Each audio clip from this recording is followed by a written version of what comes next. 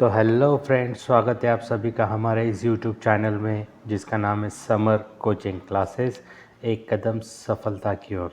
Guys, हमसे अच्छा commerce और कोई नहीं पढ़ाता।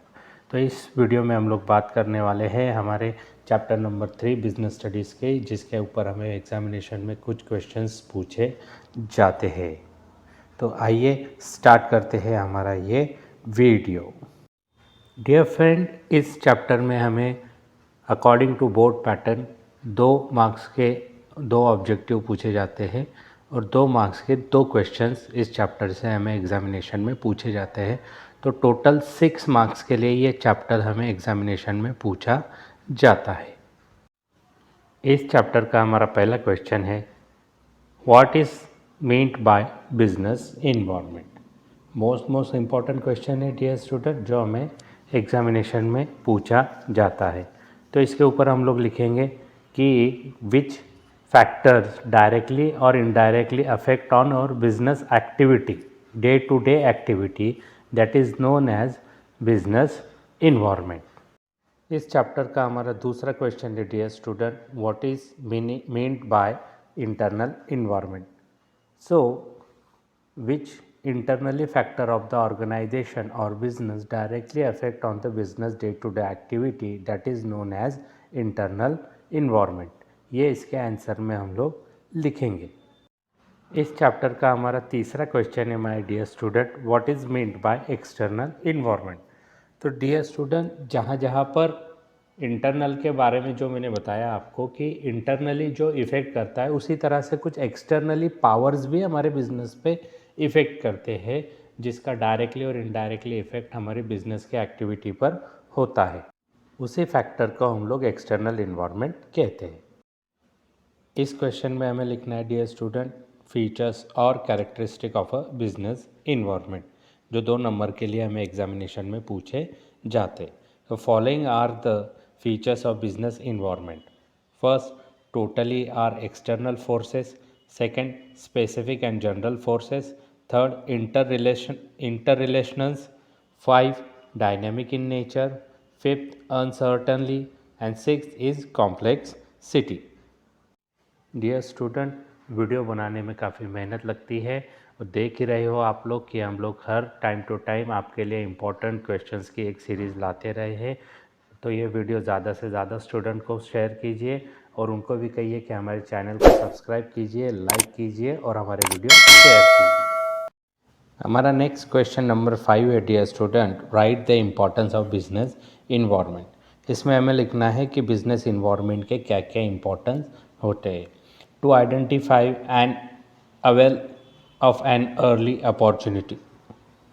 Second, the base of objective qualitative information. Third, helpful for a management. Fourth, basis of strategy. Fifth, useful in a planning. Fourth, image building of the organization. Sixth, continuous guidance. These are the importance of a business environment. Next question है dear student हमारा इस chapter का, explain the dimension of business environment. इन पांचों में से कोई ना कोई एक या 2 टॉपिक आपको एग्जामिनेशन में ज़रूर पूछे जाते हैं। First, economic environment. Second, social environment. Third, political environment. Fourth, legal environment. और फिफ्थ है हमारा टेक्नोलॉजिकल इन्वायरमेंट। ये सारे इन्वायरमेंट कहीं ना कहीं हमारे बिजनेस एक्टिविटी पे डायरेक्टली और इनडायरेक्टली असर ज़रूर डालते हैं। तो ये आपको हमारी 2 नंबर के क्वेश्चंस में ज़रूर पूछे जाएंगे, तो आपको ये सारी चीज़ें उसके अंदर लिखनी है। नेक्स्ट और लास्ट क्वेश्चन है माय डियर स्टूडेंट हमारे इस चैप्टर का, explain the meaning of liberalisation, privatisation, globalisation and modernisation.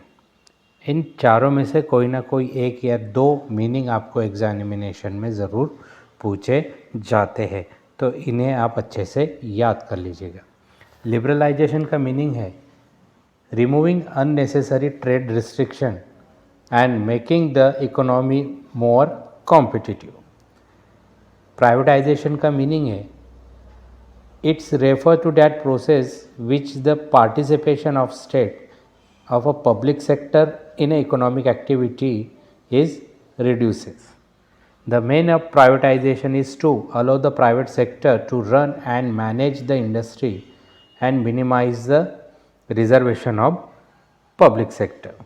Globalisation का मीनिंग होता है it's refer to free interaction among the economies of the world in the field of trade, finance, production, technology and investment. And modernisation का meaning होता है कि production के लिए modern चीज़ों का कैसे यूज़ किया जाता है. The new economic reform give more emphasis on modernization and Indian industry so that they can capable enough to face a competition to the modern world. Means adoption of modern technology of production and use of the most updated machine and equipment so that the cost of production may be reduced. तो इन चारों में से कोई ना कोई दो definition आपको examination में ज़रूर पूछी जाती है डियर स्टूडेंट. आई होप ये वीडियो आपको अच्छा लगा हो, तो इस वीडियो को ज़्यादा से ज़्यादा लोगों तक पहुंचाइए, इसको लाइक कीजिए, कमेंट कीजिए, हमारे चैनल को सब्सक्राइब कीजिए और हमें बताइए आपको ये हमारा वीडियो पसंद आया या नहीं. तो बहुत जल्द मुलाकात होगी डियर स्टूडेंट हमारे अगले वीडियो में, जिसमें हम लोग डिस्कस करेंगे चैप्टर नंबर 4. तब तक के लिए बाय बाय.